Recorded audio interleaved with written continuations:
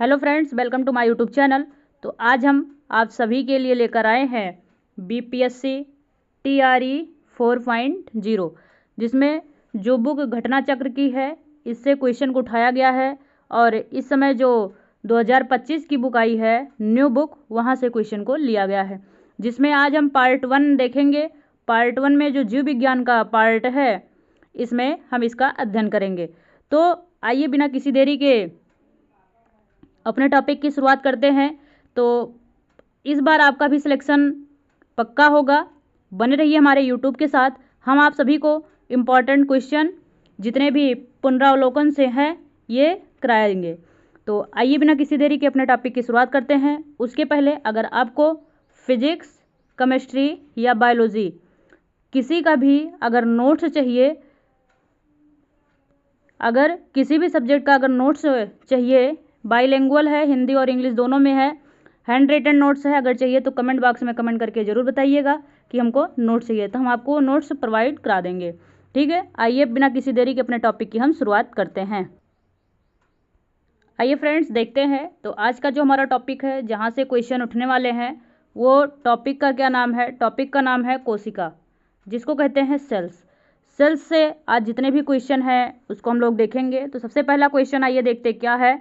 तो पहला क्वेश्चन क्या कह रहा है कि कोशिका का शक्ति स्रोत होता है, जिसमें ऑप्शन दिया गया है कोशिका भित्ति, माइटोकॉन्ड्रिया, राइबोसोम, न्यूक्लियस, उपयुक्त में से कोई भी नहीं और उपयुक्त में से एक से अधिक। तो इसमें अगर हम ऑप्शन की बात करें, ऑप्शन क्या सही हो जाएगा? ऑप्शन बी सही हो जाएगा।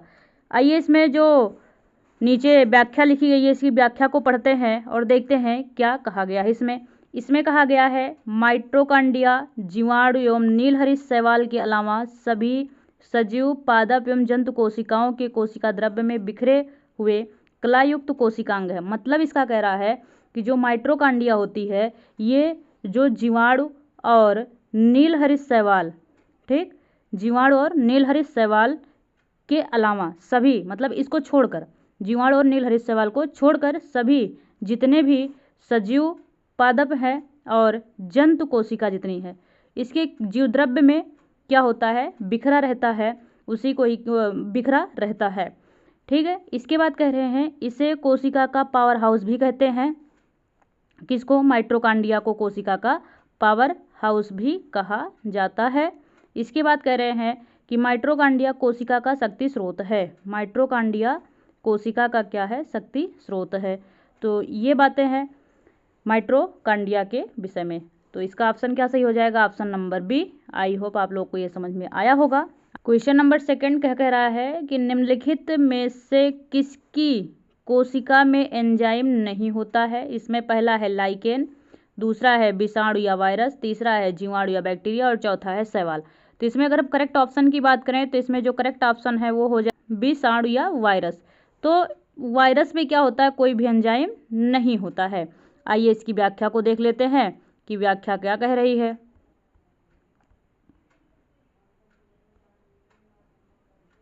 देखिए व्याख्या क्या कह रही है कि विषाणु शब्द की उत्पत्ति लैटिन शब्द वायरस से हुई है। ठीक है, विषाणु की उत्पत्ति किससे हुई है? वायरस से हुई है, जिसका शाब्दिक अर्थ होता है विषाणु। ठीक है, ये अकोशिकीय अति सूक्ष्म जीव हैं, अकोशिकीय हैं, जो केवल जीवित कोशिका में ही वंश वृद्धि कर सकते हैं। ये कह रहे हैं केवल जीवित, यहाँ देखिए दिया गया है केवल जीवित कोशिका में ही वंश वृद्धि कर सकते हैं। मतलब कि जो जितने भी लिविंग सेल्स हैं उसमें ही अपने क्या करते हैं? वंश को आगे बढ़ा सकते हैं या अपना ग्रोथ कर सकते हैं। रासायनिक दृष्टि से ये प्रोटीन आवरण से घिरे न्यूक्लिक अम्ल के खंड हैं। मतलब अगर देखा जाए रासायनिक दृष्टि से देखा जाए तो ये क्या होते हैं? कह रहा है कि ये प्रोटीन आवरण से घिरे हुए न्यूक्लिक अम्ल होते हैं।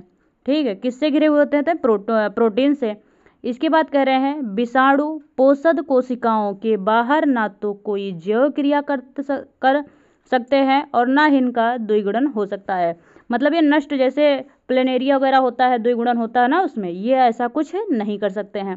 तो इसका ऑप्शन कौन सा सही हो जाएगा? Option number B. आइए अगला क्वेश्चन देखते हैं।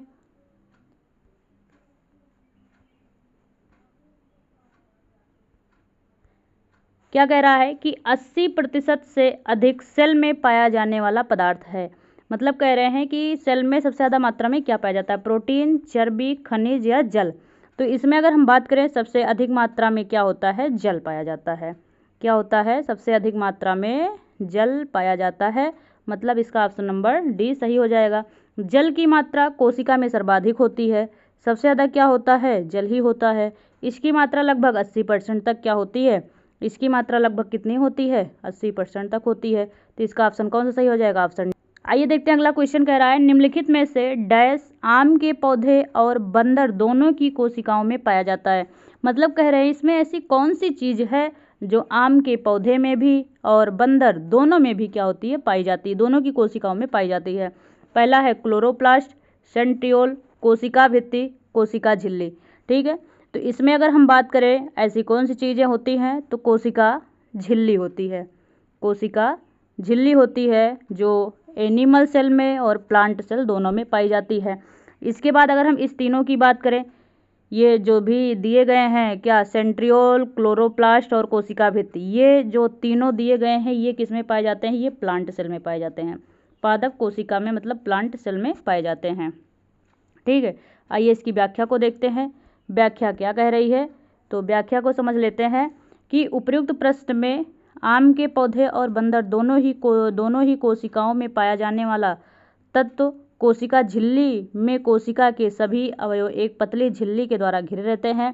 इसी झिल्ली को कोशिका झिल्ली कहते हैं। कोशिका झिल्ली अर्धपारिगम होती है। मतलब अर्धपारिगम का मतलब क्या होता है कि जो कोशिका के अंदर, अब देखिए मान लीजिए ये कोशिका है, ठीक है, अब मान लीजिए कोशिका है, इसमें कुछ विषैले पदार्थ क्या कर रहे हैं, एंट्री कर रहे हैं। ठीक है, कुछ विषैले पदार्थ एंट्री कर रहे हैं, तो ये कोशिका झिल्ली क्या होती है, इस विषैले पदार्थ को बाहर भेज देती है। मतलब विषैले पदार्थ में जैसे हो गया मान लीजिए कार्बन डाइऑक्साइड। ठीक है, कार्बन डाइऑक्साइड इसके अंतर्गत, इसके कोशिका के अंतर्गत अंदर क्या कर रहा है, एंट्री कर रहा है। तो ये जो क्या है, ये जो संरचना बनी है, ये क्या है, ये कोशिका झिल्ली है जिसको कहते हैं सेल मेम्ब्रेन है। तो ये विषैले पदार्थ को अंदर नहीं जाने देती है। अब मान लीजिए कार्बन डाइऑक्साइड कोशिका के अंदर पहुंच गया है, ठीक है, ऑक्सीजन ये कोशिका के अंदर पहुंच गया है, तो ये इसको क्या करेगा, बाहर निकाल देगा। वहीं अगर हम ऑक्सीजन की बात करें, मान लीजिए ऑक्सीजन है, तो ऑक्सीजन क्या करेगा, ये इसको बाहर नहीं निकालेगा, ये इसको कहाँ रख लेगा, अंदर ही रख लेगा। तो ये इसी को कहते हैं क्या, अर्धपारिगम झिल्ली। मतलब ये चुने हुए पदार्थों कोशिका के अंदर और कोशिका के बाहर आने या जाने देती है। ठीक है, आई होप आप लोग को ये क्वेश्चन समझ में आया होगा।